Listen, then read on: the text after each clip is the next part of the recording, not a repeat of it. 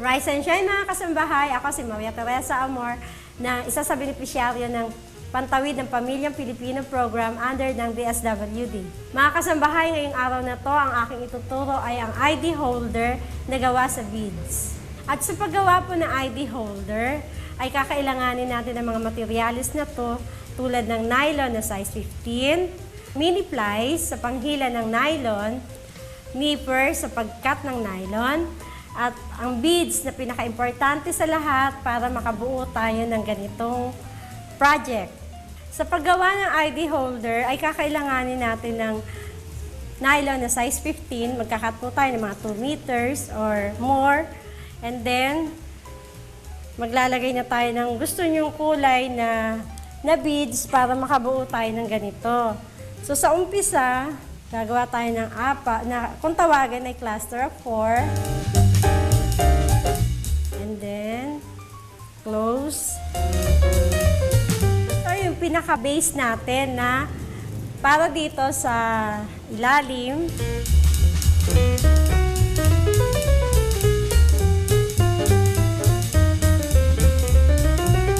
For example, 7 or 8, kailangan yung lapad niya para hindi tayo magkamali. So, eto na, may base na tayo. Dito na tayo sa harap. 3 beads uli sa isang nylon. I-base na natin. Ito na para sa tagiliran. Yung dito. Cluster of 4 pa rin. Tag-isang beads sa magkabilang nylon. And then 1 for closing. Puputulin natin ang nylon. And then, ibabalik ulit natin dito sa kabila.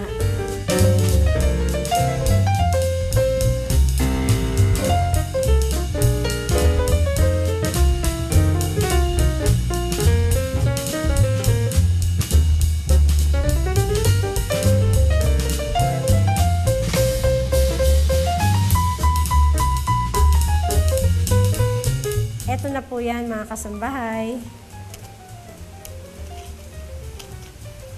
So, sa paggawa ng lace or panabit, ito po yan.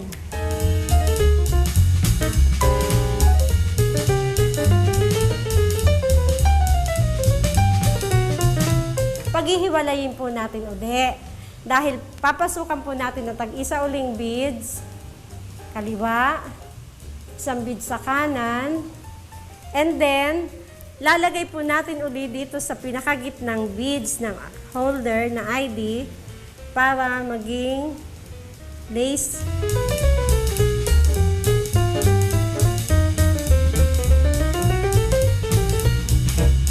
Ang plies na to, hinihila to. Kung may, itong nylon na to, kung may buhol, then putulin para hindi kita. Ito na po.